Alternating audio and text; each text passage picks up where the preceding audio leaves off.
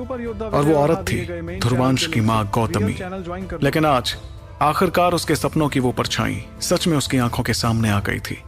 एक पेचीदा और ऐसी भावना जिसे शब्दों में बयां नहीं किया जा सकता दोस्तों, था, अगर आप सभी जो को ध्रुवांश सुपर के योद्धा दिल का में सबसे सैलाब पहले की एपिसोड तरह उमड़ चाहिए पड़ी, या फिर सबसे जिससे पहले बिना हमेशा वॉइस वाला एपिसोड मजबूत रहने चाहिए वाले तो नौजवान टेलीग्राम की पर सर्च आंखें करो भी लाल सुपर हो योद्धा गई। विजय, जो चैनल जिस पहले वक्त नंबर पर ध्रुवांश उस आएगा औरत को उसी देखकर चैनल पर अपनी मेन सोच में चैनल का खोया लिंक हुआ पड़ा था। है, उसको तभी ज्वाइन दृष्टि, कर लो सबसे जो पहले। लिवशांग के साथ यही एक एपिसोड घमासान अपलोड लड़ाई किया लड़ जाता रही है। थी। बाकी अचानक सारे से चैनल सख्त वाले पड़ यही गई। से एपिसोड कॉपी अपना सिर करते हैं घुमाकर और अपने उसने चैनल पर पूरी अपलोड तरह करते से हैं। शक से तो भरी आप नजरों सभी इन के सारे साथ फेक चैनलों उस को लीव बेहद करके रियल जानी-पहचानी चैनल औरत को को ज्वाइन देखा, करो, जो जिससे उसकी आप नजरों सभी के को सबसे सामने आ पहले गई थी। एपिसोड मिले और अगली बिना पल वॉइस उसकी वाला आंखें भी एपिसोड लाल भी हो सबसे गईं पहले और मिले। फिर उसके जो ज्वाइन खूबसूरत नहीं चेहरे पर करेगा आंसुओं की उसको धाराएं वॉइस वाला बहने एपिसोड लगीं। मिलेगा। तब रियल दृष्टि ने एपिसोड भी नहीं मिलेगा मुआसी आवाज पहले, में कहा, क्योंकि ये फेक चैनल पर हो आप। सोचो नहीं, अभी सर्च अपनी करो मासी। सुपर योद्धा विजय और हाथ देखा दिए जाए गए तो मेन दृष्टि चैनल की के काफी लिंक सारी से यादें रियल चली चैनल गई ज्वाइन थी, कर लेकिन लो। उसकी आंखों के सामने मौजूद वो औरत उसकी जिंदगी की सबसे जरूरी इंसान थी। जब से उसे उस नर्क जैसी जगह से बाहर निकाला गया था, तब से दृष्टि जानती थी कि उस औरत की अहमियत उसके लिए अपनी जिंदगी से भी बढ़कर थी। दृष्टि को रुकते देख लिवशांक ने चैन की सांस ली। दृष्टि इस वक्त जज्बाती होकर डगमगाई लग रही थी, जो लिवशांक के लिए हमला करने का एक अच्छा मौका था, लेकिन इसके बावजूद वो कुछ देर के लिए हिचकिचाया और उसने इसका फायदा नहीं उठाया। आखिर उसकी दृष्टि से कोई जाति दुश्मनी नहीं थी और न ही दागबार दरिंदा महल के साथ किए सौदे में उसका कोई जिक्र था। लिवशांक ने धीरे से अपना सिर घुमाया, उस औरत की तरफ देखा जो ना जाने कहां से आ गई थी, लेकिन लोगों के दिलों में वो औरत हैरानी की वजह से खलबली मचा रही थी। लिवशांक के माथे पर शिकन आ गई और उसने सोचा, इसे देखकर तो ऐसा नहीं लगता कि ये कोई असली शरीर है। मेरे ख्याल से ये सिर्फ आत्मा से बना एक रूप है, मगर इसके बावजूद इसमें इतनी ज्यादा ताकत कैसे है? ये औरत कोई मामूली हस्ती नहीं हो सकती। पता नहीं दागबार दरिंदा महल अब क्या ही करेगा। उस औरत के अचानक वहां आ जाने से इस पूरे मामले में शायद एक अनचाहा मोड़ आ गया था। जैसे उस इलाके में अनगिनत लोग हैरानी से उस खिलती हुई रोशनी में खूबसूरत औरत को देख रहे थे, तब उस औरत ने धीरे धीरे अपना हाथ ऊपर उठाया। उसके हाथ की एक कोमल लहर के साथ ही ध्रुवांश पर दबाव डाल रहा चेतना शक्ति का वो 1000 मीटर बड़ा पंजा अचानक अपनी जगह पर जम गया। अगले पल उस पर दरारें पड़ने लगी और फिर एक जोरदार धमाके के साथ वो आसमान में चमकते हुए बिंदुओं में बदलकर बिखर गया। उस कोमल हाथ की महज एक लहर से पहले पड़ाव के एक अमोघनाथ का वो खतरनाक हमला पल भर में तबाह हो गया था। जब ये नजारा सभी ने देखा तो ज़कारा जैसे माहिरों की भी पुतलियां हैरानी में बुरी तरह से कुड़ गईं। तभी उस रोशनी के बीच मौजूद खूबसूरत औरत को हैरानी से घूरते हुए अमोघनाथ पीत योद्धा ने गुस्से में दहाड़ कर कहा, आखिर तुम हो कौन? क्यों आज तक सामने नहीं आई थी ध्रुवांश की मां गौतमी, और कैसे बचा पाएगी वो उत्तरी कायनात अकादमी को इस बड़ी मुश्किल से? जानने के लिए आपको सुनना होगा सुपर योद्धा, सिर्फ पॉकेट एफएम पर।